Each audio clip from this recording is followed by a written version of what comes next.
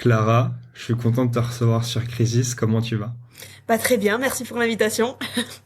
Merci à toi d'être venu justement, venu, de le faire en visio parce que c'est très cool de pouvoir échanger. Donc je suis content de partager ce moment avec toi. J'espère que ce sera le cas aussi Bon, pour toi. Mais normalement ça devrait le faire. Merci d'accepter que je le fasse en visio parce que c'est vrai que dans mes montagnes, moi, c'est plus compliqué de me déplacer jusqu'à Paris ouais.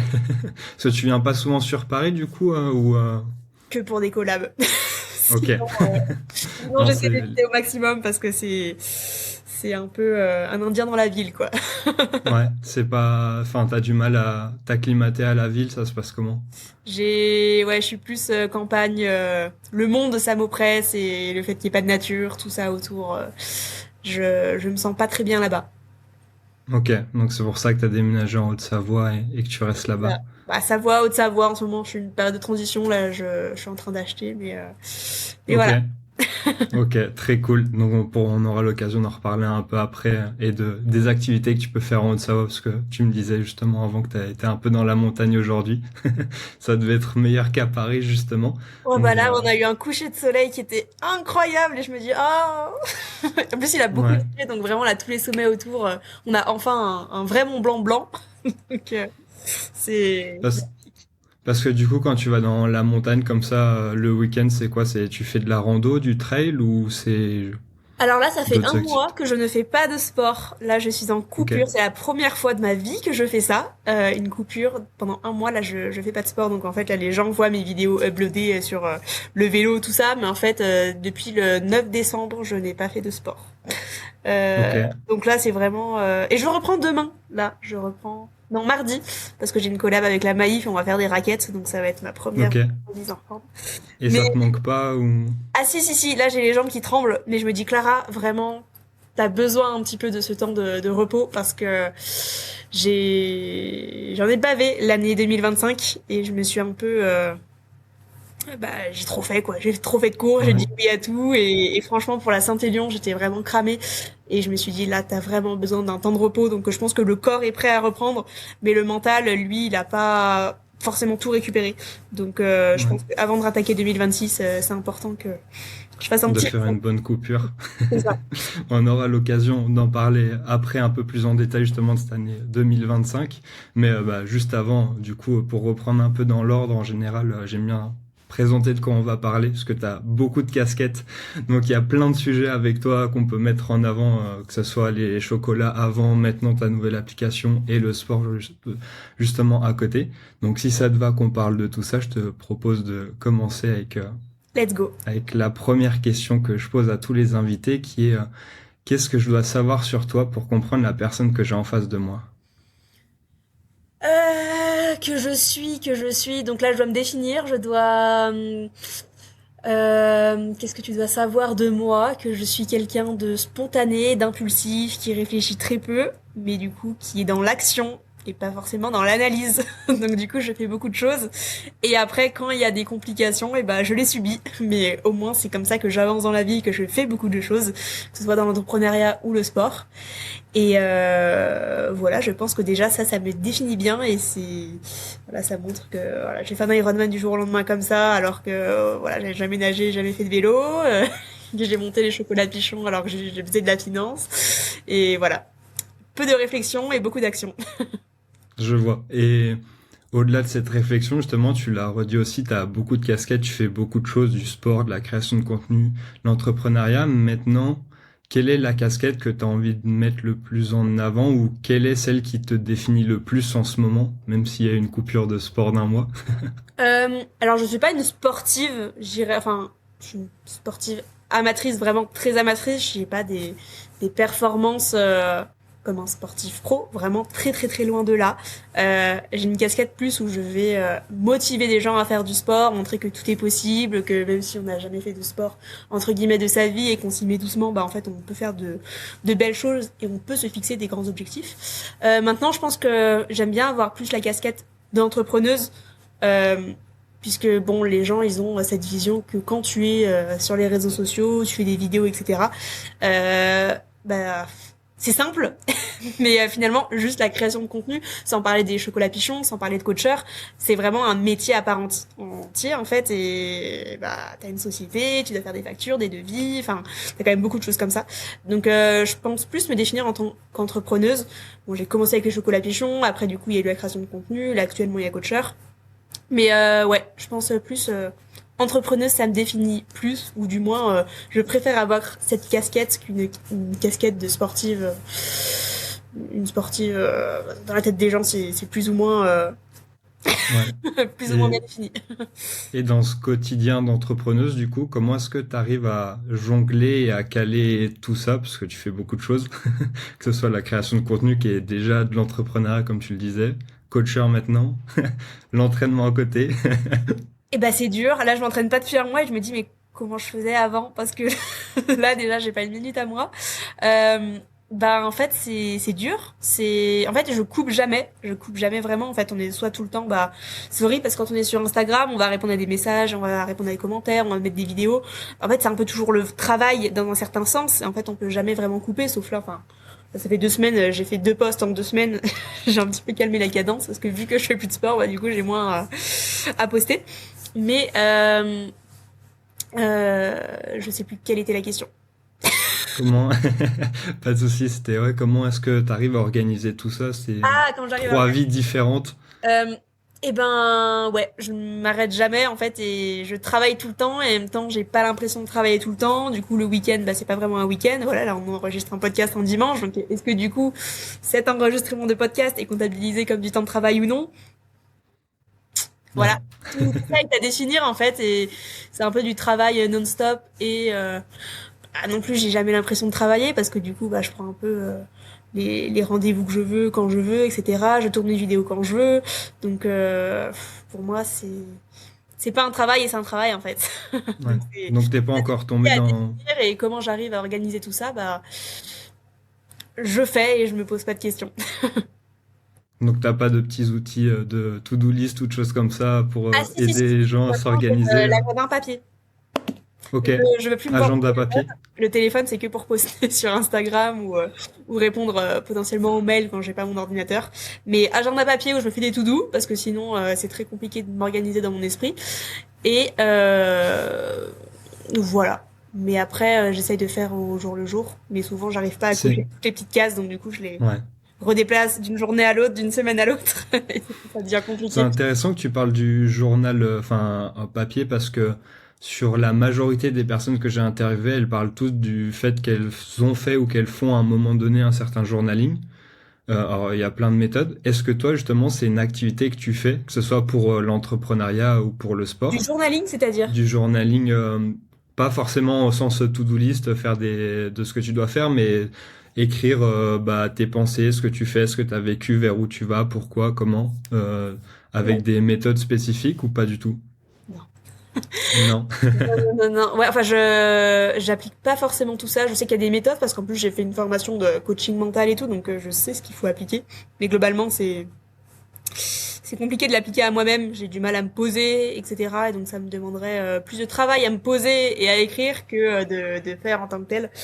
Et non, je fais pas du tout ça. Je me laisse Ok. très peu de temps avec moi-même. Je pense que c'est l'un de mes défauts aussi, où du coup, il y a des choses, je pense, à soigner Trop qui ne dans se l'action. soigneront pas parce que du coup, je n'arrive pas à faire face à tout ça.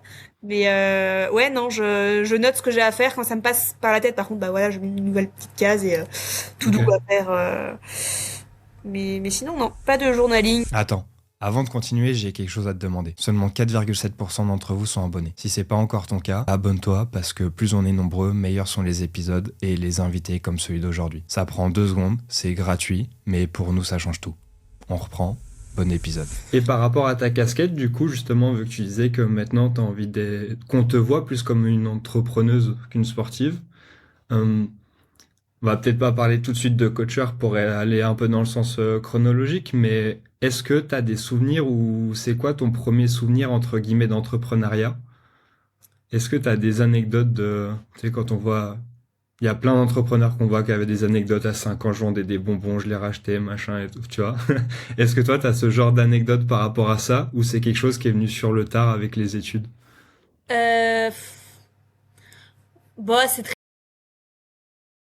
léger, mais quand ma mère, en fait, elle faisait appel à une femme de ménage quand j'étais jeune.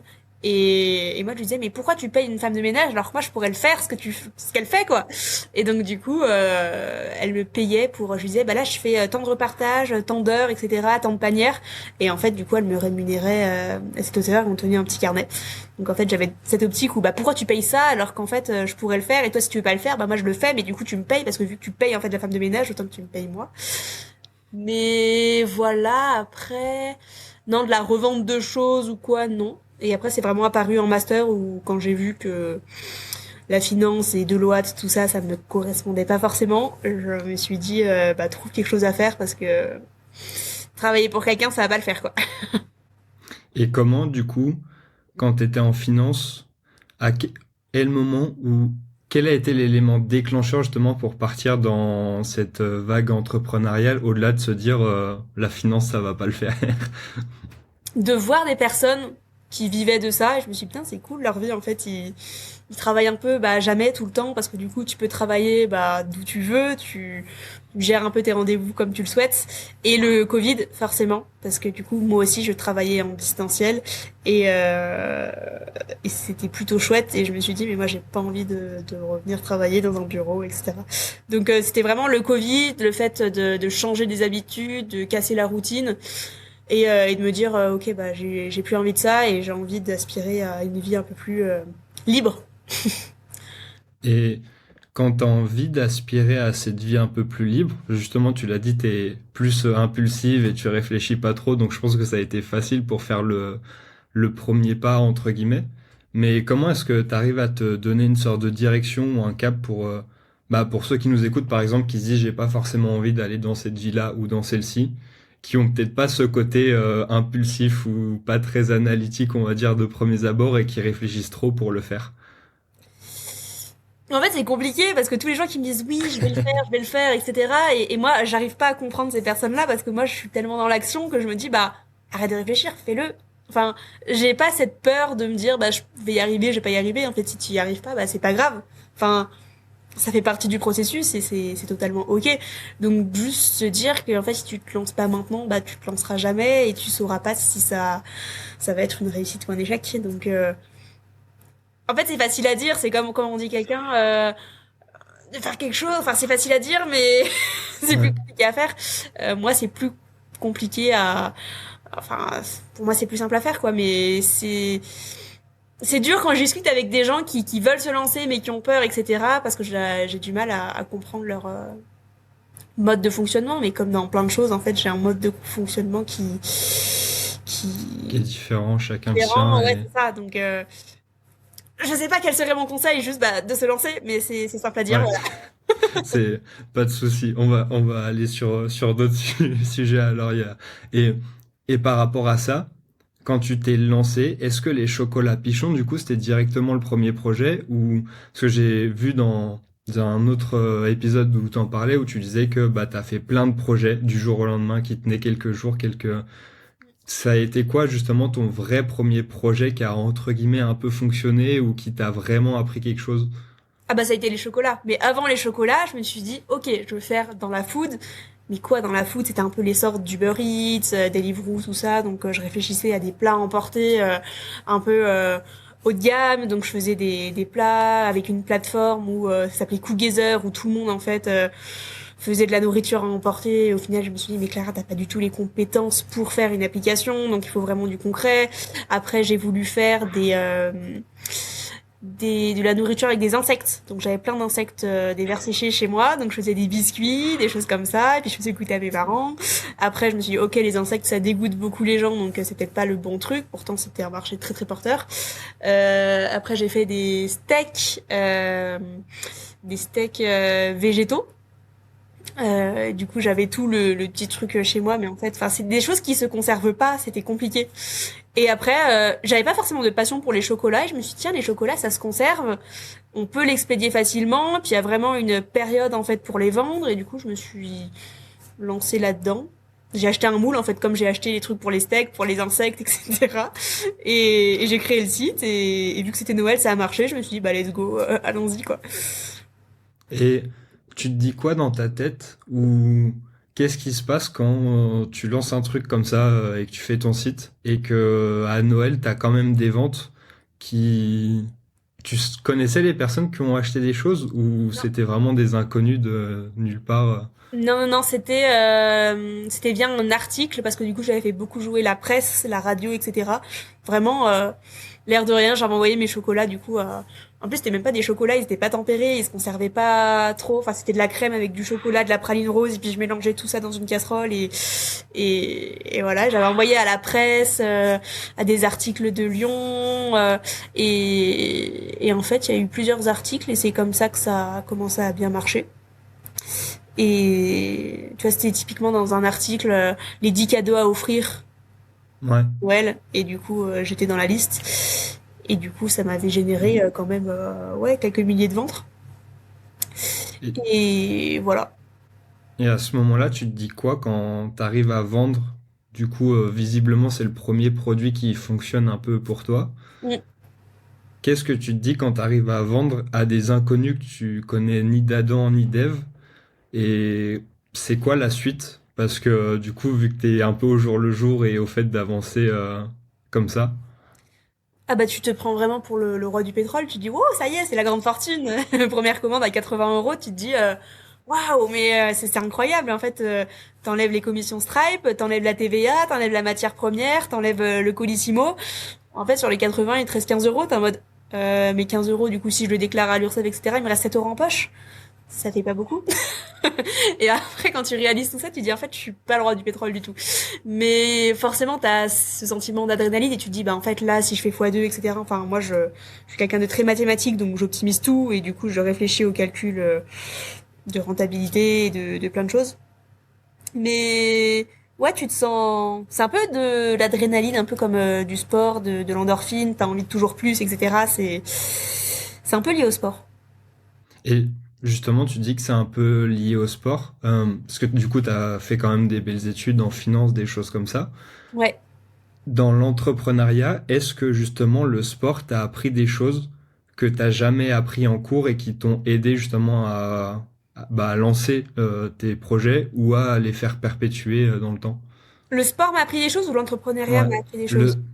le, les deux si tu veux, mais dans un premier sens, déjà le sport par rapport à l'entrepreneuriat.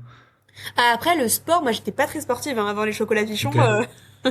J'avais fait 10 ans de cheval. Après, j'avais fait 1 an de volley. Je me suis fait les ligaments croisés. Du coup, après, bah, je faisais salle de sport. Et c'est après, pendant le confinement, en fait, pendant en fait mon switch où je fais beaucoup de l'entrepreneuriat, j'ai commencé à faire beaucoup de rando, le Mont Blanc, et je me suis mis à la course à pied qu'en janvier 2023. Donc, je me suis mis vraiment sur le tard au sport d'endurance. Mais qu'est-ce que j'aurais appris euh, et que j'aurais pas appris pendant les études, c'est ça? ouais, que ouais, ce que tu vois pas forcément en cours, mais des compétences ou des choses, on va dire intéressantes ou importantes que tu as pu transposer du sport à l'entrepreneuriat, même si du coup tu disais que à l'époque c'était pas encore ce niveau, mais Bah, je dirais la rigueur de l'entraînement, etc. Enfin, c'est surtout l'entraînement Ironman qui m'a... Je pense que t'as vraiment... Enfin, moi, je l'ai vraiment perçu comme ça. L'entraînement Ironman où tu dois te forcer, t'as vraiment cette rigueur à avoir, cette...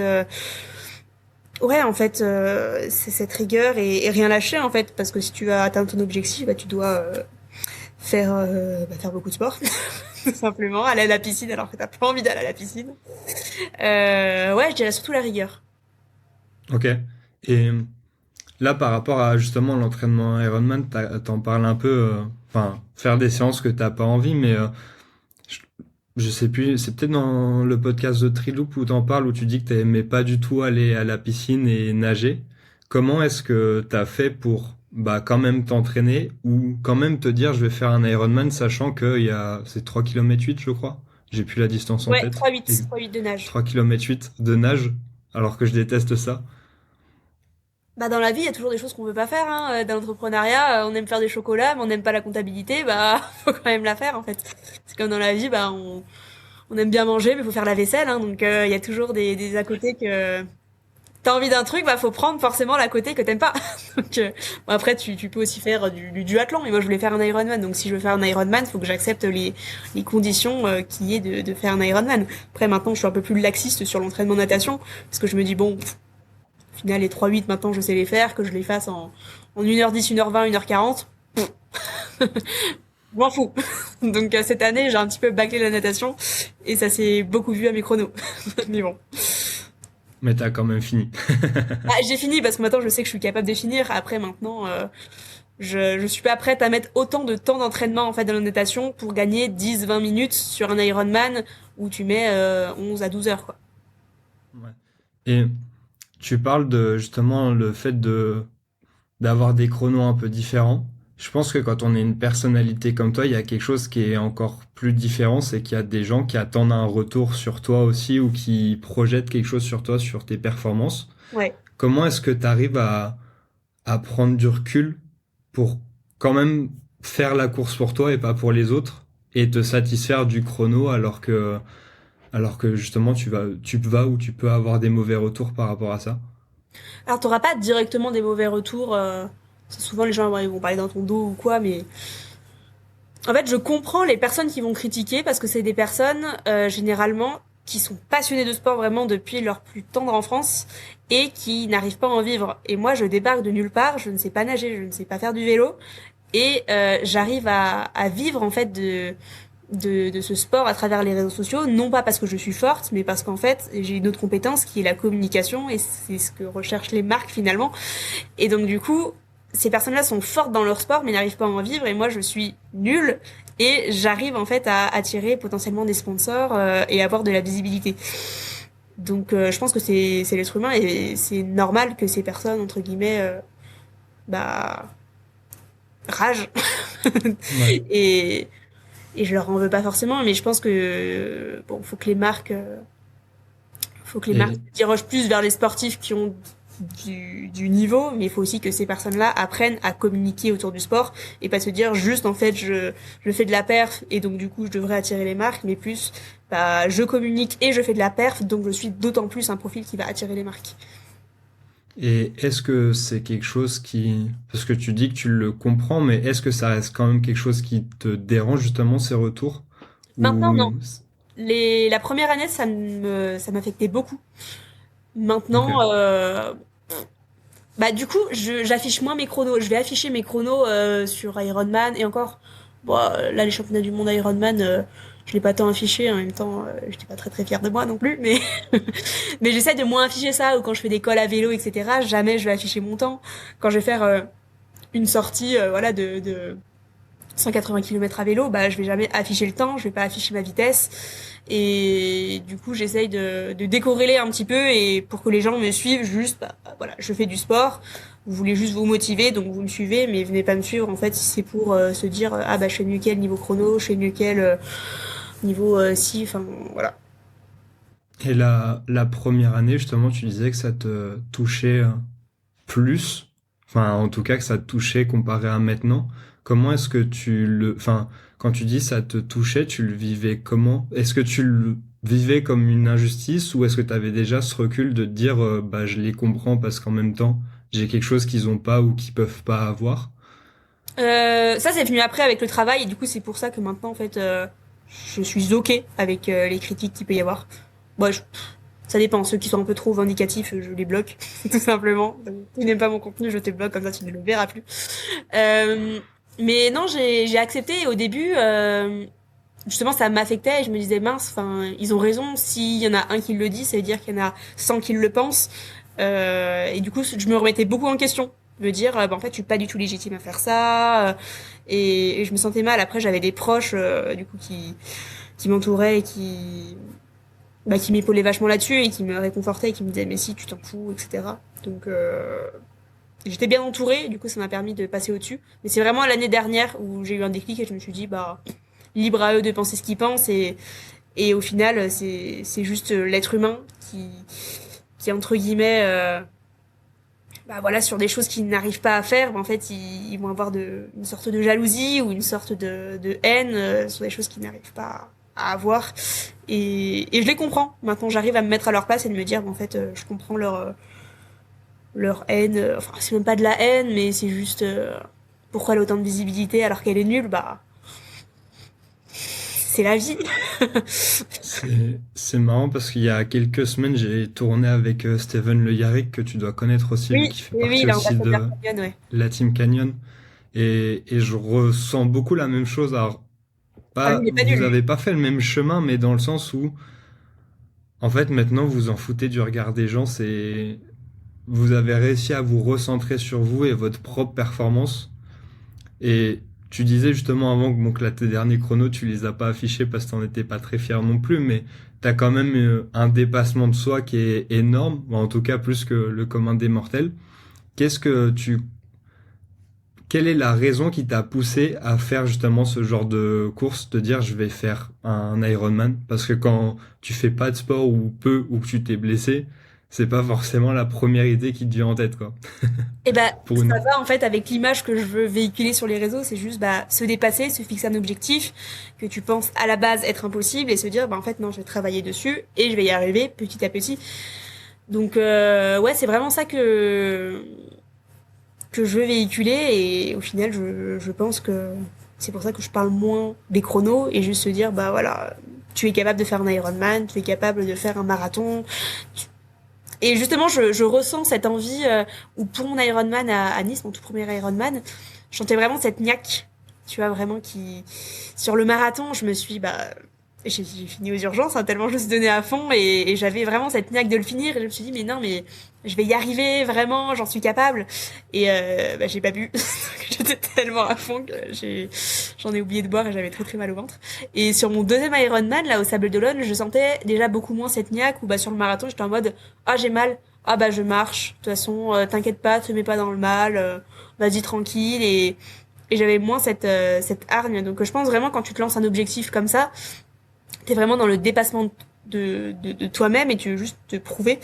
Et après sur les suivants, du coup, t'as moins cette... Enfin, pour mon cas. Et du coup, au-delà des réseaux, du fait de vouloir retransmettre cette image de je fais des Ironman, des marathons, ce que tu disais, qu'est-ce que toi tu recherches personnellement dans ce dépassement de soi, au-delà de vouloir se prouver? Euh... Bah, c'est prouver qu'on est capable, qu'est-ce que je recherche sur une prépa Ironman, et c'est pour ça que j'en refais chaque année, c'est vraiment cette rigueur, cette discipline, où du coup vraiment tu te fixes des entraînements, et du coup tu dois bah voilà, tu dois les faire, et ces endorphines aussi, faut pas se mentir. Quand tu fais beaucoup de sport, bah, tu peux beaucoup manger et t'es tout le temps heureux, donc c'est génial. Euh, ouais, c'est cette liberté en fait. Après, moi, je suis beaucoup plus sport extérieur parce que du coup, tu passes vraiment une journée 8 heures à vélo. Bah, c'est génial, tu t'arrêtes à toutes les boulangeries, tu regardes la vue, t'écoutes ta musique, t'écoutes des podcasts. Enfin, ce sentiment de liberté. Enfin, je trouve que cette rigueur que tu as dans une prépa Ironman, c'est quand même génial et ça te drive en fait toute ta vie. Après, t'es beaucoup plus productif au travail. Après c'est aussi la période de l'année qu'il veut. C'est le début d'année et du coup t'es un peu plus frais quoi.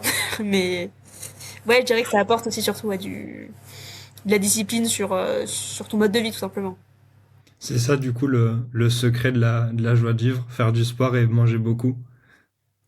Les endorphines, ça. Bon, là, je suis. En ce moment, c'est un petit peu compliqué. En ce moment, je vais pas une période géniale. Mais ouais, je pense que ça a partie beaucoup d'être tout le temps heureux parce que tu fais du sport, t'es dehors, au contact de la nature. On voit la plupart des gens qui sont enfermés dans la ville et qui voient pas la nature. Les dépressifs, tu les mets une semaine en forêt, ils font tout de suite mieux, quoi. Donc, il y a Parce que forcément un impact quand c'est, t'es dehors, quand t'es en contact avec les arbres, etc. Ça fait du bien au moral, quoi. ouais. Parce que justement, c'est quelque chose que je notais en préparant cet épisode qui m'avait marqué, c'est que tous tous les passages que j'ai vus de toi, t'as toujours ce grand sourire et cette joie de vivre. Et la question que je me posais, c'était bah justement, est-ce que des fois il y a des moments de down ou pas, mais comment est-ce que tu arrives à les surmonter ou comment est-ce que tu arrives à garder ce sourire malgré ça? Et vu que tu parlais de ces endorphines, je me disais c'est peut-être ça la clé. Ouais, c'est ça la clé. Après, oui, je pense que bah, après il y a on s'ouvre aussi sur les réseaux et la plupart du temps, 90% du temps, c'est réel quand j'ai le sourire. Bon après là depuis novembre, c'est vraiment pas la folie. Je pense que ouais, octobre-novembre, j'ai passé une petite étape de dépression. Bon là, ça va pas en s'arrangeant avec mon chien qui vient de partir, etc. Mais ouais, 90% du temps, je suis heureuse et depuis mai, j'ai un contenu où je fais plus du vlogging à vélo. Donc parfois, bah voilà, quand je vais pas bien, quand j'en ai marre, et bah je le dis. Et du coup, il y a certaines personnes qui vont dire ah mais elle arrête pas de râler celle-ci, tout ça. Du coup, je pense que je montre l'aspect, bah, quand je suis heureuse, je montre que je suis heureuse, et quand j'en ai plein le cul, bah, je le dis aussi, et voilà, c'est le haut et les bas d'une sortie à vélo, c'est les hauts et les bas de la vie. Mais, ouais, la plupart du temps, mes sourires sont réels, on va dire. Mais, tout dépend des périodes. Il y a des périodes qui sont plus compliquées que d'autres, et, ces derniers mois, c'était un petit peu compliqué, donc, voilà. Ces derniers mois ou l'année au global, vu que tout à l'heure tu parlais de 2025 aussi d'un point de vue sportif et Non, là tu parles début aussi que... d'année, très très bien. Bah, en fait, c'est toujours le début d'année qui est génial parce que quand c'est la prépa Ironman, bah, c'est super. Après, voilà, j'ai eu une rupture en juillet. Après, tout s'est un peu enchaîné. Du coup, je pense que je me cachais derrière le sport pour un peu oublier tous mes problèmes. Et après, ça m'a rattrapé en novembre et là, j'étais vraiment pas bien. Et après, tout s'est enchaîné, plein de petits problèmes perso. Donc voilà, voilà. Mais là, on va Et rattaquer 2026, la petite pause sportive et ça va aller beaucoup mieux. et c'est cette accumulation de sport aussi qui a fait que ça a fait un trop plein. Tu disais là, la fin d'année, c'était pas terrible Ouais, je pense et bah, ça allait c'est pas. abusé en fait quand tu veux pas voir tes émotions et qu'en fait tu les mets sous le tapis et que tu fais du sport et ton corps en fait il te dit attends, t'as pas voulu accepter tout ça et tu fais du sport derrière, donc t'inquiète pas que niveau physique et niveau mental on va te rattraper, donc ça m'a bien rattrapé. Et sur la Saint-Élion c'était dur, heureusement que j'avais ma copine Caro avec moi parce que ça aurait été assez compliqué. Et maintenant, est-ce que tu acceptes de les voir ou est-ce que c'est un peu plus facile de d'éviter le trop plein? Bah ça fait que 2 ans que je fais du sport cette fréquence-là. La première année ça allait et la deuxième ça allait un peu moins. Donc on va essayer d'y travailler pour que la troisième soit. Bah justement là cette année il y a plein de marques qui me contactent pour des courses et je dis non non non non non. J'essaye de cadrer le truc pour en faire pas autant que l'année dernière. Et c'est dur quand il y a des belles courses qui te contactent et du coup tu te dis ah bah ça j'ai toujours rêvé de le faire, etc. Faut se mettre des barrières, mais voilà, c'est dur. C'est dur. Je vais essayer 2026 hein, de mieux le vivre, mais bon, après il y a aussi des choses de la vie, je pense, qui feront que j'aurai plus ou moins de patates ou je me prendrai moins des... Enfin, la vie va moins me rouler dessus en 2026, donc ce sera peut-être plus chouette. Et du coup, 2026, tu vas prendre une revanche sur la Saint-Élion ou pas? Je pense pas. Je Ok. pense pas. Petite affaire, je pense la Saint-Express ou quelque chose comme ça, mais la Saint-Élion, je pense que c'est une course à vivre une fois dans ta vie. Je l'ai vécu, c'était très très sympa, on a beaucoup beaucoup rigolé avec Caro et c'était vraiment une belle course, j'ai beaucoup aimé et on a eu des conditions surtout vraiment incroyables par rapport aux autres Saint-Élion que beaucoup de personnes ont pu vivre. Donc je pense que je vais rester sur cette image de la Saint-Élion et j'ai pas envie de... Peut-être que dans 5-10 ans, je vais vouloir la refaire et voilà, de toute façon, peut-être que les conditions seront aussi bien. Mais là, dans l'immédiat, non. Parce qu'il s'est passé quoi du coup sur cette Saint-Élion, vu que d'un côté tu dis qu'elle s'est mal, enfin elle s'est pas si bien déroulée, mais d'un autre t'as quand même un bon souvenir de la course avec ton ami et de la météo. Euh, alors bah en fait j'étais pas dans un état d'esprit, j'étais très très très très fatiguée. Genre les 10 jours avant du coup j'avais refusé de courir parce que je n'arrivais même pas à courir. En fait j'étais fatiguée mais mentalement, physiquement il y a rien qui allait, je faisais que pleurer, c'était très très dur. Et après c'était génial parce que bah ma copine Caro c'est une super bonne copine, on a fait que rigoler. Enfin les 20 premiers kilomètres j'avais mal au ventre en fait depuis 3 jours, j'avais super mal au ventre et dès que je mangeais, j'avais trop mal au ventre les 20 premiers kilomètres. Et après comme par magie c'est passé. Et du coup ça s'est beaucoup mieux déroulé. Je pense que le mental a beaucoup joué là-dessus.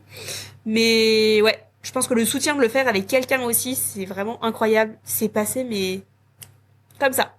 C'était aussi long qu'un Ironman et au final, vraiment, j'ai eu l'impression que c'était une balade.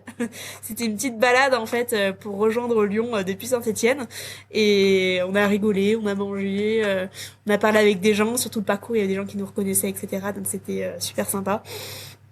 Je l'ai bien vécu alors que dans ma tête, j'étais pas forcément très très bien juste avant psychologiquement. Par rapport à la pause que tu avais faite avant ou à la Non, la pause, là, période c'est maintenant. La pause d'un mois, je la fais depuis la Saint-Élion, justement. Non Mais mais non, non, ok. c'est plus sur mon âge de sport. J'avais Marbella, donc les championnats du monde Ironman 70.3 2 semaines avant, où là aussi, là, j'ai beaucoup plus mal vécu les championnats du monde Ironman 70.3 que la Saint-Élion. Mais ouais, Marbella, j'avais au fond de moi pas du tout envie d'y aller, en fait. Et j'avais pris le slot parce que je me suis dit, Clara, vu ton niveau, ce sera peut-être la seule opportunité que tu as d'y aller. Et au final, au fond de moi, j'avais pas envie et j'étais fatiguée et il y avait rien qui allait. Et du coup, je me suis dit, putain, 2 semaines après, je vais avoir la Saint-Élion, mais comment je vais faire dans l'état dans lequel je suis? Et au final, on y allait doucement et c'est passé. Je vois. Et du coup, pour repartir sur ta casquette entrepreneuse, vu que c'est celle que tu voulais mettre un peu plus en avant, euh, les Clara Pichon, les chocolats Pichon, pardon, c'est c'est fini de ce que tu disais. Et maintenant, du coup, tu es sur un nouveau projet, c'est ça? C'est Coacher Ouais, sur tout à fait. 2025. Et dans les grandes lignes, qu'est-ce que c'est pour déjà ceux qui nous écoutent aussi? Et comment est-ce que tu es arrivé sur ce projet-là? Puisque ce que tu disais avant, on en parlait avant et je l'avais vu aussi sur un article, tu disais que tu n'étais pas coach sportive à la base, que Oui. c'était vraiment l'aspect entrepreneurial qui t'intéressait dans ce projet-là. Ouais, ah oui, faut bien, parce que les médias adorent mettre du chocolat au coaching sportif. Genre, non, s'il vous plaît, tous mes haters vont revenir. Mais Coacher, en quelques mots, c'est le Doctolib du coaching. Donc en fait, on met en relation des professionnels du sport au sens large, donc des coachs, des studios, des salles avec des sportifs. Donc tu cherches un coach, une salle, un studio proche de chez toi, tu as la BAPS et du coup tu peux choisir donc tous les coachs ou les structures autour de chez toi pour t'accompagner dans plus de 35 disciplines. Tu vas avoir la boxe, du tennis, du running, du triathlon, vraiment toutes les disciplines. Bon, pour le moment, c'est les débuts, donc on a 300 coachs là qui sont vraiment référencés sur l'application. On a plus de 2000 coachs qui étaient intéressés, mais vu qu'en fait ça fait 2 ans qu'on développe et qu'on contacte ces coachs, il y en a plein qui nous ont dit oui, on est très très intéressés, mais du coup là il faut le temps de les onboarder et forcément ils n'ont pas tous le temps, enfin 1 heure de démo à faire pour s'inscrire sur la plateforme avec tous les justificatifs parce que tous les coachs sont certifiés, donc ça demande du temps. Donc là on est en train d'onboarder tous les coachs et donc ça prend beaucoup de temps. Donc voilà, petit à petit on va avoir beaucoup plus de coachs qui vont s'inscrire sur la plateforme. Et voilà, que dire de plus, ça fait maintenant depuis 2025. Mon associé du coup avait déjà un peu commencé donc tout cet aspect commercial pour chercher les coachs et pour les référencer sur la plateforme. Et moi j'ai rejoint l'aventure du coup fin 2024, début 2025 pour plus la partie marketing, communication et voilà, moi je gère pas du tout l'aspect développement parce que du coup avec les Ok. chocolats j'ai su me rendre compte quelles parties je souhaitais faire et lesquelles où je n'étais absolument pas à l'aise et la partie où j'étais pas à l'aise du coup c'était l'aspect management. J'ai pas envie de gérer des gens parce que ça c'était très dur sur les boutiques chocolat bichon et voilà, communication, je pense que je suis plutôt à l'aise là-dedans donc Et, je gère là-dessus. et au-delà du coup du fait de savoir que tu voulais pas faire du management et du marketing, ça a été quoi la Ah si, le grosse leçon marketing, j'en fais. pardon, le management, mais faire le marketing. Euh, Ça a été quoi la grosse leçon que tu as retenue des chocolats Pichon justement pour ce projet-là, au-delà du marketing? Euh, Qu'il faut externaliser. Parce que moi, je voulais vraiment tout faire toute seule de A à Z. Donc la production, les expéditions, la com, tout. Après, en soi, c'est compliqué quand on n'a pas non plus les moyens d'embaucher des gens et de tout faire. Et surtout, en fait, j'ai embauché des gens et quand je les embauchais, bah c'était pas aussi bien fait que quand moi je le faisais et du coup bah ça m'énervait. Je me disais mais en fait c'est une perte de temps de expliquer et ensuite de leur faire faire. Donc il faut déléguer, mais il faut déléguer aux bonnes personnes. Et en fait, je suis quelqu'un qui n'est absolument pas patiente. Donc en fait, j'ai pas les mots pour expliquer correctement aux gens comment il faut faire et comment voilà, faut faire une mission. Et je pense que du coup, je suis pas du tout pédagogue. Et donc en termes de management, je suis pas du tout la bonne personne, quoi. Et du coup, d'un point de vue marketing, est-ce que tu délègues quand même une partie et t'as appris à le faire ou tu gères encore tout Bah sur pour Coacher maintenant, Coacher? on a pris Margot du coup qui gère la com parce que moi en fait je peux pas. Déjà là j'arrive plus à gérer mon contenu sur ma page. Donc on a pris quelqu'un et là ça se passe très très bien. Je pense que j'ai trouvé une une pépite. Vraiment, elle gère, elle est hyper autonome, tout ça. Donc, je pense qu'aussi, ça dépend de la personne sur qui tu tombes, sur la gestion de com et la gestion, bah, en fait, d'une mission. Mais pour le moment, ça se passe bien. Bah, du coup, je délègue juste la partie, s'il fallait que je délègue et que je gère toute la boîte Coacher, Ok. parce que là, on est une dizaine. Je laisse ça à Hugo, mon associé, parce que je peux pas. Et du coup, par rapport à ça, parce que ça rentre un peu dans la partie marketing aussi, la vision, mais c'est quoi la vision, les ambitions et les objectifs de Coacher là pour 2026, vu qu'on entame l'année? Les ambitions, c'est d'avoir d'être le Doctolib du coaching, tout simplement. Que qu'on ait beaucoup de réservations, quand les gens se disent ah bah j'ai envie de trouver un coach, ils se disent ah Coacher, pas ah je vais trouver un coach, je vais taper coach de triathlon sur Google ou sur Insta, et puis je vais trouver le premier, et puis après comment réserver, comment le payer, alors qu'en fait sur l'application ça va vraiment référencer tous les coachs et toutes les structures pour faire du sport, ou typiquement ah bah j'ai envie de tester une séance de boxe, ou j'ai envie de faire du pilates, et ben sur Coacher, donc vraiment d'être la référence en fait sur le sport et l'accompagnement sportif en règle générale. Et puis voilà, et puis peu à peu se Et- développer en Suisse, en Belgique, un Ok. peu pays limitrophes, mais déjà on se concentre sur la France et d'avoir une appli vraiment opérationnelle parce que on a eu beaucoup de complications sur le développement de l'appli. Ok. Et là, on a encore quelques bugs, donc on est sur les premières versions de l'app, donc soyez indulgents avec nous, s'il vous plaît. Justement, faites-nous remonter les problèmes, parce que voilà, il peut y avoir quelques bugs qui remontent, et du coup, on essaye d'avoir un maximum de retours pour les améliorer, tout simplement. Donc Parce que voilà. du coup, là, pour le moment, actuellement, vous êtes plus ou moins sur toute la France ou il y a des zones encore ou des grosses villes qui sont pas tout à fait desservies? Comment ça se passe pour... Alors, on est plus basé sur Paris, Lyon, Aix-en-Provence, forcément. Après, dans les petits patelins, on va dire, c'est plus compliqué d'avoir des coachs et d'avoir de la demande parce qu'en fait, on a vraiment deux personnes. On a les professionnels du sport qui doivent être satisfaits en ayant de la clientèle, et en même temps, il y a les sportifs. Ils disent ah bah ouais, mais moi, dans ma région, j'ai pas de coach, ou j'ai pas de professionnel du sport, de salle, etc. Et donc, on doit satisfaire les deux. Donc, c'est très compliqué de se dire Ouais. l'un doit être satisfait, mais l'autre aussi. Donc en fait, si on intègre des coachs dans un certain endroit, faut être sûr qu'il y ait des sportifs. Et s'il y a des sportifs, bah faut être sûr et de trouver les coachs qui y répondent. Donc ça c'est compliqué. Donc on se concentre plus pour le moment sur Paris, Lyon et le sud de la France. Mais après à terme, on espère Ok. en avoir vraiment dans toutes les villes, même les plus paumées. Même au Saisie, là où je suis actuellement. Et tu disais, vous avez eu... T'as dit que tu t'occupais pas forcément de cette partie-là, mais des problèmes avec le développement de l'application et vous aviez eu encore des bugs. Comment est-ce que, d'un point de vue mental, parce que je sais pas si t'es directement dans les mains dans le cambouis, on va dire là-dessus, mais d'un point de vue mental et entrepreneurial, comment est-ce que tu prends les problèmes? Comment est-ce que tu arrives à les gérer et comment est-ce que tu arrives à prendre du recul dessus pour quand même continuer d'avancer sans perdre la tête, on va dire?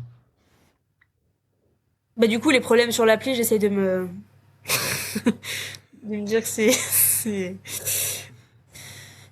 pénible. Et après, c'est sûr que ça en découle forcément sur les personnes après qui veulent réserver l'app et la communication qu'on fait derrière. Mais j'ai appris avec les chocolats que rien n'est jamais grave. Au final, c'est qu'une question d'argent. Avec les chocolats, j'ai perdu énormément d'argent sur tous les projets après les chocolats, parce que oui, après le chocolat, j'ai eu aussi d'autres projets. c'est que de l'argent. Et l'argent, ça va, ça vient. Et en fait, faut prendre des risques au bout d'un moment si tu veux gagner de l'argent. J'ai perdu beaucoup d'argent avec les chocolats. Non, ça va, les chocolats, pas tant que ça. Mais avec d'autres projets que j'ai pu créer derrière.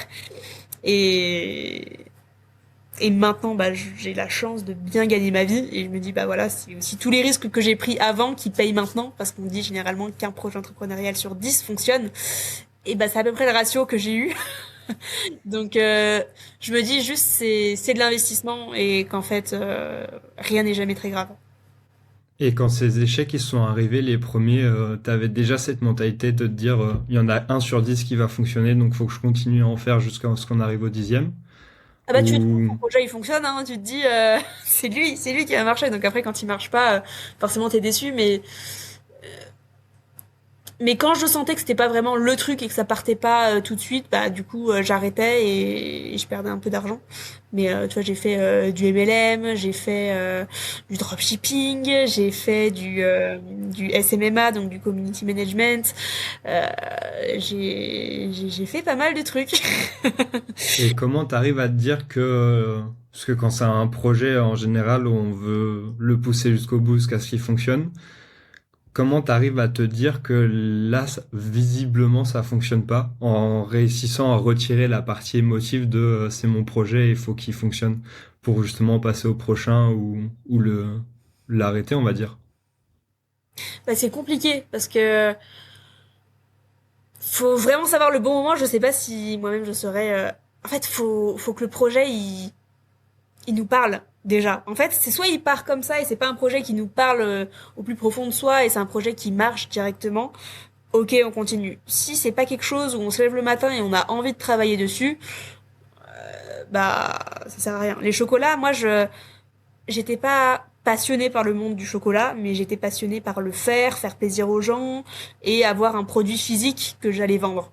Donc ça m'animait en fait. Et dans les premiers temps, je gagnais vraiment pas du tout d'argent, mais ça m'animait. Donc en fait, je continuais, quitte à ne rien gagner. Et les projets, bah, dropshipping, MLM, SMMA, ça m'animait mais zéro. Donc au d'un moment quand j'ai vu qu'en fait voilà j'y allais mais en plus j'y allais à reculons et puis qu'en plus je dépensais de l'argent et que ça marchait pas, bah j'ai abandonné. Donc en fait je pense que c'est Ok. surtout un projet qui soit aligné avec vraiment ce qu'on ressent et ce qu'on a envie d'y travailler tous les jours, même si pendant 1 ou 2 ans on gagne vraiment rien du tout dessus et juste on s'acharne et ça nous fait plaisir de s'acharner. Moi c'est exactement ce que j'ai fait pendant les chocolats pendant 2 ans et c'est à partir généralement de la 3e année que ça commence à se décanter. Et c'est surtout là-dessus qu'il faut voir si ça marche. Après, moi, typiquement, la création de contenu, bah, je me suis lancée le 14 février 2024. Ça a marché au bout de 2 mois. Bah, voilà, là, c'est un truc où tu te plais et en plus, ça marche d'un coup. Tu dis, ok, bah là, je suis alignée vraiment avec ce que je veux faire, avec ce que j'aime faire et en plus, ça marche très bien. Donc, là, c'est vraiment le banger absolu. Et, et quand t'es une personne qui est assez impulsive, qui veut faire plein de choses en même temps, à quel moment t'arrives à te dire, bon là, faut quand même que je tienne un peu, parce que c'est facile d'avoir, on va dire, le syndrome de l'objet brillant quand il n'y a pas de résultat, on va dire, les premiers jours ou les premières semaines. Les chocolats, du coup, vu que ça fonctionnait, mais sur le long terme, tu disais comment t'as réussi quand même à garder cette passion et à tenir ça dans le temps, sachant que t'étais pas passionné de chocolat, comme tu le disais. Bah, c'était plus, comme je disais, l'envie de faire plaisir aux gens. Parce que du coup, quand les gens achètent du chocolat ou même tu vas à droite, à gauche, bah, t'offres ton chocolat qui a ton nom, etc. Donc, il y a, moi, ça me faisait plaisir, vraiment. En fait, même si je gagnais pas d'argent les 2 premières années, bah, j'étais trop contente de faire ça. Et les gens, ils disaient, ah, mais trop bien, t'as créé ta marque de chocolat. Et ça parlait aux gens. Les gens, ils avaient des étoiles dans les yeux. Ils le goûtaient. Et puis, ça leur faisait plaisir. C'était vraiment un produit, ouais, enfin, ça m'animait de le faire et même de passer, bah, des jours à faire du chocolat, etc. Ça m'a beaucoup appris, je ne sais pas, mais ça me faisait plaisir. J'aimais bien faire ça. Maintenant, ça m'énerve parce que du coup, j'ai la création de contenu où je m'épanouis beaucoup plus. Mais je sais plus quelle était la question. À chaque fois, Non, c'est ça justement. Comment est-ce que tu fais pour rester dans un projet Ah oui, quand pendant t'es les chocolats, impulsif et que... justement, je faisais d'autres projets en même temps. Le MLM, le SMMA, etc. C'était pendant les chocolats. Donc, en fait, je gardais les chocolats parce que je me disais, ça, c'est ma pépite et j'ai beaucoup investi dedans. Donc, en fait, je continue. Mais je vois de la lumière, et comme tu disais, le syndrome de l'objet brillant. Donc j'allais un petit peu à droite à gauche, et je me dis, oh, on sait jamais, il peut y avoir un petit peu des opportunités à droite à gauche. Qui n'en fut pas. Et, et la création de contenu, justement, là-dedans, vu que je suppose que c'était aussi dans cette vague de l'objet brillant que ça arrivait, t'as voulu Pas du tout. essayer? Pas du tout? Bah en Ok. fait, j'ai vu Comment? je connaissais des amis qui étaient créateurs de contenu, mais j'avais aucune notion de la possibilité de se faire de l'argent derrière tout ça. Je pense que c'était surtout une perte de sens. J'ai fermé mes boutiques à Paris et je me suis dit, mais je ne sais pas quoi faire de ma vie en fait. Si j'ai plus les chocolats, ok, bah là je vais laisser vivoter les chocolats, mais si j'ai pas cette perspective de long terme, ouvrir des boutiques et faire quelque chose de grand avec les chocolats, qu'est-ce que je vais faire de ma vie? Et donc je m'étais fait le marathon et je me suis dit, putain, l'Ironman, j'en entends parler, pour moi c'est un défi de malade. Bah au lieu de faire un an, enfin, ou 6 mois à l'étranger en année sabbatique, eh ben, je vais me lancer dans la prépa Ironman et toutes mes économies que j'ai, je vais l'investir dans un vélo, dans l'inscription d'un Ironman, dans en fait tout ce qui va avec. Et j'ai vraiment dépensé au moins 10 000 € pour tout mettre dans l'Ironman et je me suis dit pendant ce temps-là, les chocolats tu laisses vivoter, tu fais même plus de communication, les commandes qui arrivent c'est très bien, etc. Mais c'est plus de faire grandir la marque.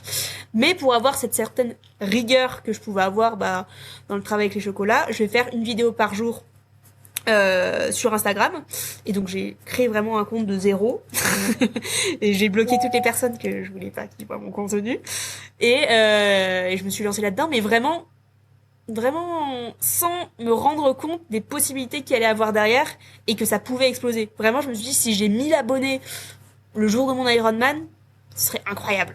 Et t'en avais combien du coup le jour de ton Ironman? J'en avais 130 000. Donc le dossard il vaut plus le même prix, c'est ça? Après, enfin, moi je savais pas, enfin, le jour de mon Ironman, j'avais eu 0 collab. En fait, j'ai tellement pris des abonnés rapidement que normalement, t'as tes premières collabs à 30 000, 40 000 abonnés, etc. Tu commences à gagner de l'argent. Mais moi, en fait, j'ai pris tellement vite des abonnés qu'au début, j'étais même pas référencée dans les papiers des marques. Donc, j'ai eu ma première collab en août. Donc, 6 mois après, Ok. ouais. Et du coup, maintenant, la création de contenu, tu la comptes comme un réel projet entrepreneurial ou tu continues de la faire comme Ah au bah ça me début fait vivre, donc, donc oui, c'est un vrai projet. Je pense que du moment que ça te rapporte de l'argent et que derrière tu fais des factures, t'as ta SASU, maintenant je crée ma holding, etc. C'est que quand même, il y a quelque chose de concret derrière. Et comment tu arrives à jongler justement entre, on en parlait un peu au début, mais entre la création de contenu qui prend énormément de temps et coacheur, parce que du coup c'est quelque chose qui va te prendre aussi beaucoup de temps sur le futur, ou Mhm. qui te prend déjà beaucoup de temps. Comment est-ce que tu arrives à jongler entre les deux, au-delà de juste te dire là il faut que je fasse ça, là il faut que je fasse ça? Bah là, Et ça est-ce devient que compliqué. Ça devient un vrai... limite, je te retourne la question, comment je vais faire?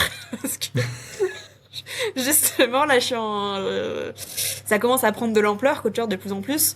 En termes de communication, on fait de plus en plus d'événements, en fait, pour inviter les gens à tester de nouveaux sports via Coacheur. Et donc là, on a fait un run club, là, on va faire pilates, après, on va faire cascade de glace, on va faire des trucs vélo, de boxe, tennis. Et en fait, là, à côté, je me dis, waouh, waouh, waouh, entre les collabs avec les marques, entre, mon contenu authentique que je dois créer, je le crée quand? Donc ça, c'est ma grande question de début d'année où je me dis, il va falloir que je me fixe des limites, soit sur Coacheur, soit sur ma création de contenu. Typiquement, je fais un petit peu moins maintenant ce que je faisais beaucoup avant, les trends et des contenus un peu plus qui apportent des vues, de la visibilité, mais qui engagent pas forcément la communauté. Et j'essaye de réfléchir à ça. Donc la réponse à ta question, je ne l'ai pas pour le moment. et, et sur Insta justement, parce que ça c'est de la création de contenu au-delà de l'entrepreneuriat, comment est-ce que, enfin, c'est quoi ton process de création? Parce qu'il y a de plus en plus de gens qui créent du contenu, il y en a de plus en plus qui veulent créer du contenu. Chacun a un peu sa méthode. Mais toi justement, comment est-ce que tu arrives à avoir une idée ou à trouver des idées déjà et après les mettre en place pour créer tes contenus? Tester plein de choses en fait. Et là, je pense, entre guillemets, je me suis trouvée. Je pense que ce qui fonctionne le plus, c'est mes contenus vélo. Dès que je poste un contenu vélo, je sais qu'il va très bien marcher et qu'il va me faire gagner plusieurs milliers d'abonnés. Et en fait, c'est des contenus très très simples.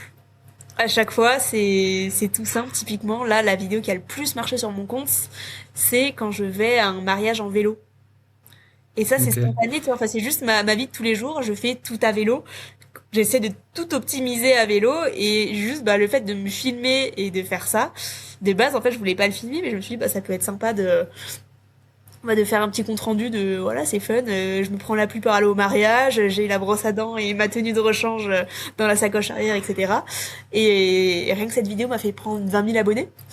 Donc je me suis dit en fait il faut juste que j'axe sur du contenu authentique de ma vie de tous les jours entre guillemets sans rentrer dans du lifestyle moins sportif mais juste voilà mon quotidien à vélo, mon quotidien en rando quand je vais faire cette rando là ou quand je vais aller chercher du Beaufort pour aller faire une raclette à vélo. Du contenu juste simple en fait, les gens veulent juste rentrer dans ta vie, voir des choses qui vont un peu leur faire sortir de leur quotidien et te dire ça peut être drôle, je vais faire ça moi aussi et de leur donner des idées quoi. Et, et justement, il y a toujours ce truc de ce dilemme quand on crée du contenu de qu'est-ce qu'on montre et qu'est-ce qu'on montre pas.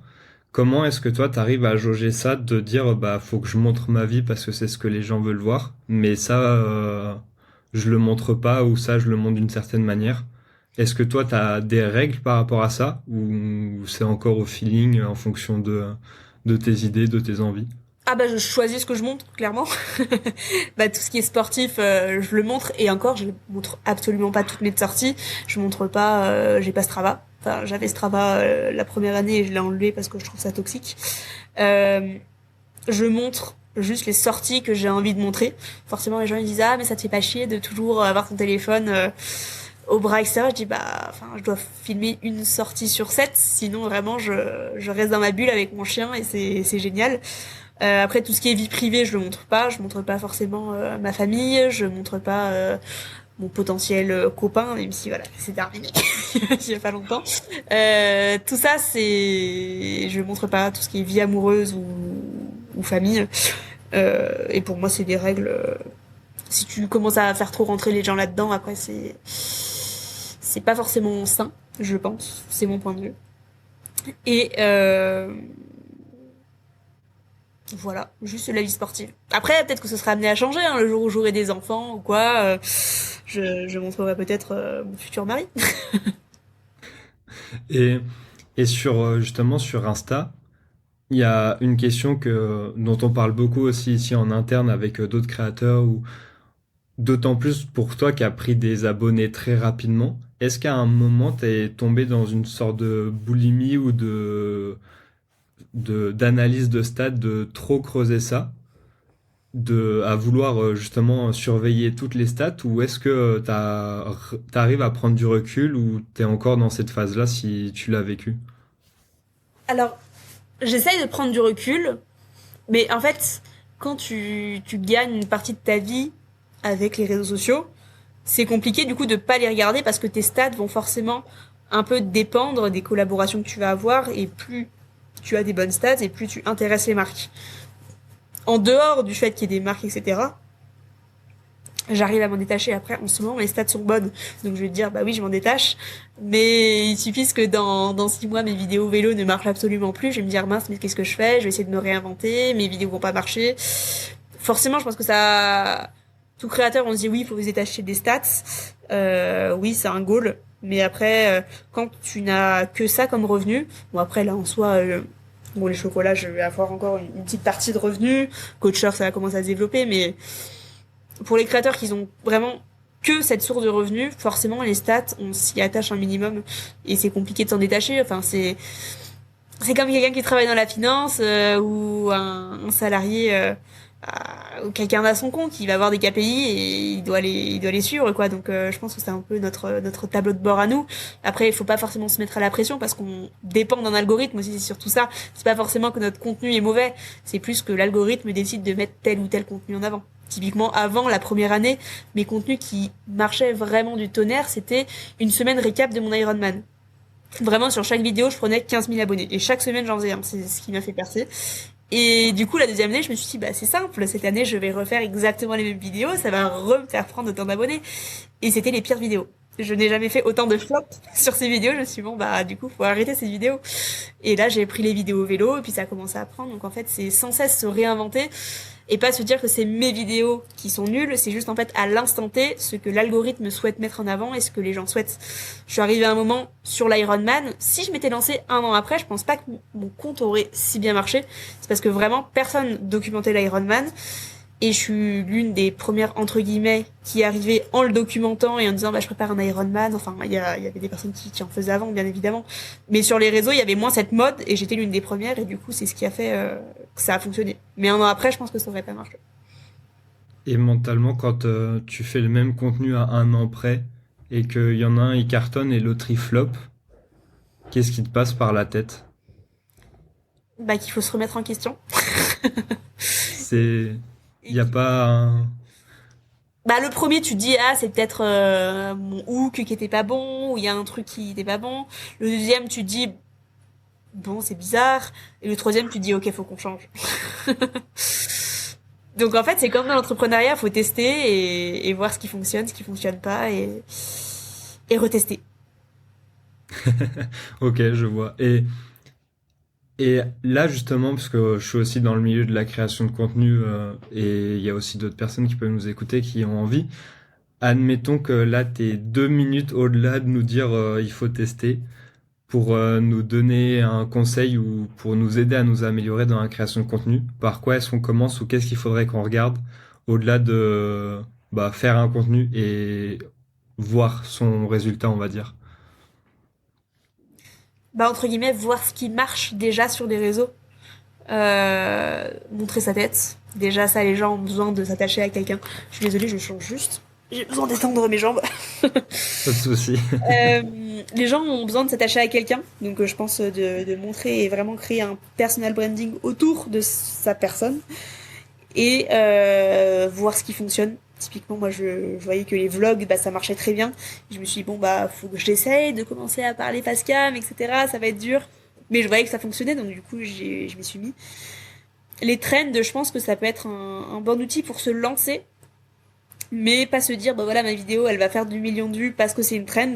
Mais elle va pas forcément me faire gagner. En fait, c'est des vidéos qui vont amener des personnes sur ton compte, mais qui vont pas les fidéliser. Ce qui va fidéliser, c'est que tu racontes ta vie, que tu racontes ton histoire, que tu expliques qui tu es, etc. Ça va faire peut-être moins de vues au début, mais ça va te rapporter plus d'abonnés qu'une trend où les gens, en fait, ils vont juste regarder, ils vont même pas regarder ton compte, parce qu'en fait, cette trend, ils vont la voir 10 000 fois, ou ça va juste les faire rire, ils vont liker, mais ils vont pas venir s'abonner. Donc je pense faire un mix de vidéos qui font de la visibilité et vidéos qui vont incarner et fidéliser une communauté. Ok, merci pour le mini cours. Ouais, enfin, Et de mon expérience, après, moi, j'ai, entre guillemets, pris des abonnés.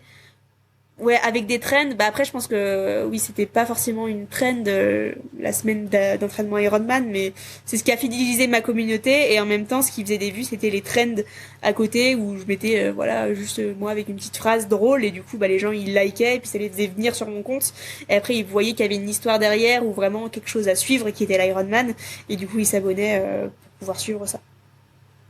ok, merci beaucoup. Et on en parlait tout à l'heure un peu en off, mais le podcast s'appelle Criser justement pour aller à la rencontre de ceux qui transforment leur crise en opportunité. Est-ce que toi, il y a une crise ou un échec qui maintenant rétrospectivement tu referais sans hésiter ou fait que tu es là aujourd'hui ou que tu as réussi là où tu en es aujourd'hui? Eh ben oui, je dirais quand j'étais en master finance, du coup j'ai fait 1 an d'alternance chez Deloitte, qui est un grand cabinet de conseil, tout ça à la défense. Et j'ai fait une petite dépression, bon il y avait le Covid, etc. Donc il y avait je pense plein de paramètres qui ont fait que j'ai perdu 10 kilos, que j'étais vraiment pas bien du tout. Ça m'a remis en question sur beaucoup de points. Et ça m'a fait me lancer dans l'entrepreneuriat. Et en fait, si j'avais pas été à la Défense, à Paris, chez Deloitte, eh ben, je serais restée, parce qu'avant, j'étais dans une société qui s'appelait Bobst, qui est une entreprise suisse. Et vraiment, c'était incroyable. Enfin, vraiment une boîte suisse où t'es extrêmement bien payé, t'es alternante, t'as 5 000 € de prime, t'as plein d'avantages. C'est vraiment le rêve salarial, je dirais. Et du coup, après, je suis partie pour monter sur Paris. Et je pense que si j'étais restée toute ma vie dans une boîte comme ça, je me serais dit, mais en fait, c'est génial la vie dans ce genre d'entreprise. Et je me serais pas forcément mis à mon compte parce que j'aurais pas eu de désillusion à la défense chez Deloitte. Je vois. Et cette année, donc là, c'était par rapport à tes études, et c'est ça ce que tu disais au début. C'est comme Ouais, ça qu'après, t'as basculé sur les chocolats, l'entrepreneuriat pour c'est boucler. ça, exactement, ouais. Et, et pour finir, justement, j'ai deux questions que je pose souvent aux invités, mais la première, j'aime bien leur demander d'imaginer que leur vie est un film et que les gens la regardent au cinéma. Qu'est-ce que le public crierait dans la salle pour toi, pour que tu devrais faire ou où tu devrais aller? Je Où sais je pas si devrais aller? je sais pas si c'est clair la manière dont je le pose, mais tu sais, quand on regarde des films, des fois, enfin, avec le suspense, on se dit, mais c'est évident, le meurtrier, c'est lui, ou il faut que tu quittes cette relation, ou il faut que tu fasses ça, ou que tu ailles ici. Qu'est-ce que le public, il te crierait justement à ce moment-là? Du coup, quelque chose que je devrais faire dans ma vie. Euh, de continuer. Je sais pas, j'ai l'impression d'être au bon endroit, d'avoir quitté la ville pour être à la montagne, de bientôt être propriétaire. Je suis avec mon chien. Il me souhaiterait peut-être de trouver l'amour, d'avoir des enfants. Enfin, moi, c'est ce que je veux pour la suite, avoir ma famille dans mon chalet, à la montagne, avec mon chien. Et pour moi, c'est la suite logique. Et après, de montrer, une fois que je serai maman, qu'on peut faire du sport, on peut faire des Ironman, on peut faire des sommets en ayant un enfant. Et voilà, quoi. Ah, c'est tout ce qu'on te souhaite. Et J'espère. dernière question, là, c'est plus une reco, je demande en général, j'aime bien demander un livre. Est-ce que, ou quel est le livre que tu as le plus offert Alors, pour il faut ceux qui savoir que nous je suis écoutent? quelqu'un qui ne lit pas. Non pas parce que Dommage. je n'aime pas lire, mais parce que je suis trop hyperactive et en fait, je vais lire une page, mais en fait, quand je lis, mon cerveau va penser à autre chose. Je n'arrive pas à me concentrer. Enfin, et c'est même pas sur le livre en tant que tel, parce que même un meuble Ikea, je vais pas réussir à lire. Enfin, je vais me dire non, mais là, ok, on va essayer d'assembler ça comme ça. Enfin, chaque fois, il me reste des vis et c'est pas les mêmes vis qui... Enfin, j'ai un problème de concentration, je pense, et du coup, je n'arrive pas à lire, et donc je n'offre pas forcément de livres. Et donc là-dessus, je pense que je suis pas la bonne personne. Beauté en touche, c'est J'aime pas. que j'arrive à lire parce que j'aimerais beaucoup me poser juste comme ça et juste être dans le moment et lire. Après, que ce soit la lecture ou un film, je n'arrive pas à rester devant la télé à faire qu'une seule chose. Si je regarde un film, bah, je vais être sur mon téléphone à faire du montage ou à répondre à des mails ou à faire des choses, mais je n'arrive pas à me concentrer sur une seule chose. Quand je fais mes mails, je vais avoir un podcast à côté ou une vidéo YouTube ou un truc. C'est un problème que j'ai. J'allais dire même un livre audio du coup, mais t'as répondu. Ah, livre audio, bah parfait, ou je vais écouter un podcast quand je vais courir, mais du coup je cours et j'écoute un podcast ou un livre audio ou quelque chose comme ça. Je vois. Ben, merci beaucoup pour être passé pour la visio. Mais j'espère que ça t'a plu et que ça plaira aussi à ceux qui nous écoutent. Eh ben, génial, ça m'a plu et j'espère que ça plaira ou voilà, j'espère que si vous êtes encore là après 1 heure de podcast, merci à vous.